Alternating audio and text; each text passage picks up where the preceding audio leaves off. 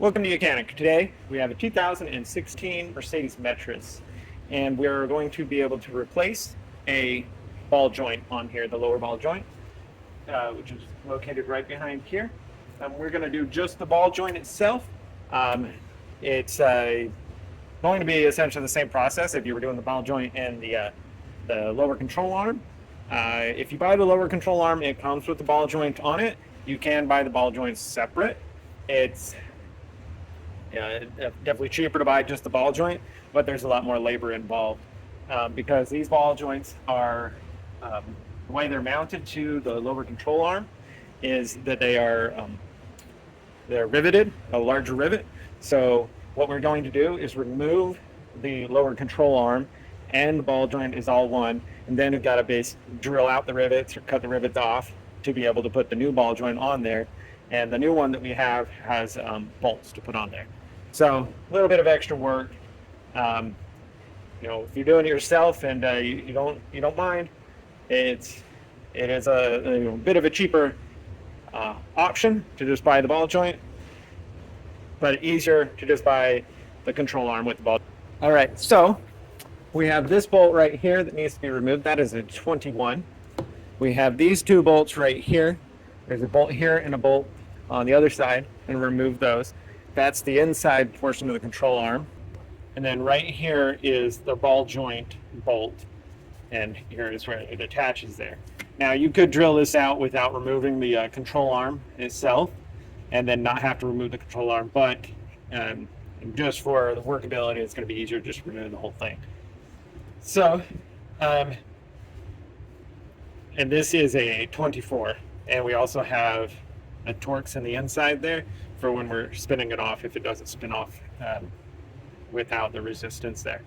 And then we'll need probably use either a very good hammer or a puller mechanism to get that off. I'm going to go ahead and take these other three bolts off first, and then we'll get this one coming off. All right, so the 18 millimeter bolts right here, nut and the bolt, we removed them. The 21 millimeter, it's right over there, been removed, and those are from the control arm. And then down here at the bottom, this is where we have the 24 millimeter that holds the ball joint into the housing here, and that one is under there, some decent force. Now this is where either use a hammer if you can get some good action on it, knock it out. You wouldn't do that if you were using this again, but being that we are replacing the ball joint, we can do it with that. Or there is a puller. We're going to try the puller option, put that up here, and then tighten it up to pop the ball joint off. All right, we have our ball joint puller press hooked up. It's gripped around the part of the hub here, and then now we just tighten this, and as we tighten this, it will press down and pull it apart. If we had enough space, it's nice to get some impact action on top, but we can do it by hand. And this is going to press that out of there, because over time the corrosion gets in there and holds this into place. There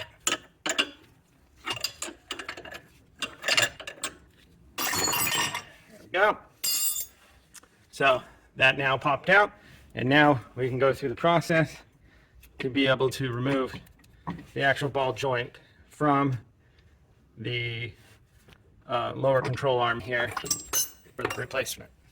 We see our control arm here. This is the ball joint that is said needs to be replaced, and so now we need to either drill these out, or one way to get these rivets undone, so then we can put the new ball joint in there and tighten them up. The new one came with bolts, and so we'll go ahead and replace that. Now, again, because of the working constraints, that's why I removed the whole thing. I would say the best is just buy this as all one whole unit. It does cost a bit more money, but less time. All you would do is just remove this in this state, and then be able to put it right back in with the new one, and it's all together. You don't have to worry about taking these rivets out and putting bolts in there. So we have removed the old ball joint and drilled out the rivets and got them out of there, got the old ball joint off, and then put in the bolts that were supplied here for this new ball joint to be put on here. If you're doing it, I would definitely just say purchase the whole A-arm ball joint all mounted together, and it would come as all one solid unit, and it'd be a lot easier for you.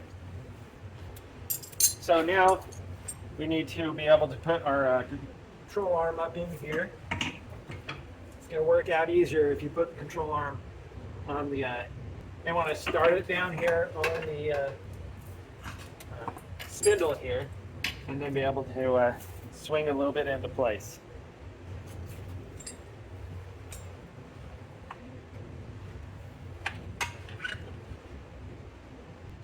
All right, so I put the ball joint into the hub here, and then just put the nut on there just a little bit, and we still want to keep it open for some flexibility. And now we're going to swing the control arm, or the A-arm, depending what you like to call it, into place, and then get everything lined up, and then we can start tightening all of our bolts. All right, so we have the front bolt is just sitting in there on part of the control arm and bushing, and then we've got to get this one pressed back in there a bit.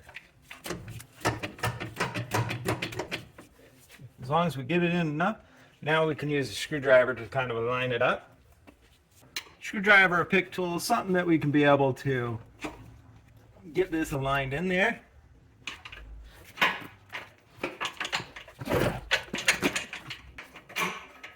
All right, so we have the bottom lined up. Just need to get the top of this A-arm or control arm to line up on that. It's more that the bushing's a little bit off, so I'm going to try to assist with a little bit of jack right here to just be able to raise it up a little bit.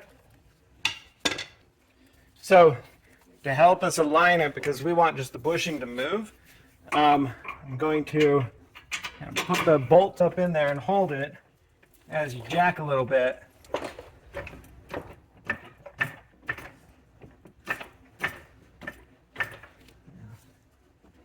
Now we got the front aligned, so I might as well put that bolt in. All right, I'm gonna work some pry bar action, hammer time, or whatever to get this rear bolt in and aligned. We have our two front bolts in, and then I will tighten all those bolts, and then we can come back to our actual ball joint.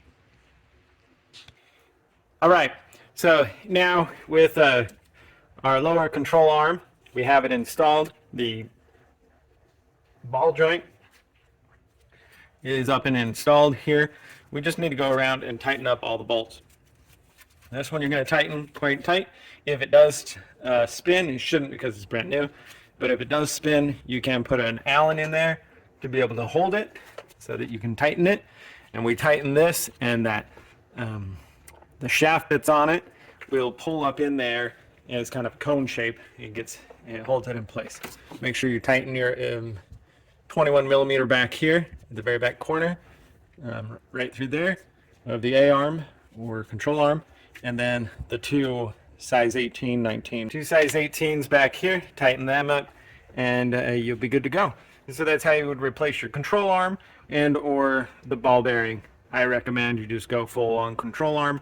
There's a few other methods you can use to be able to make it a little bit easier, like potentially undo this tie rod end, just undo the bolt and be able to separate this from it, and then that way this will move a bit easier for you to maneuver the control arm around and get everything in place. But thanks for watching Mechanic, where you can be the mechanic.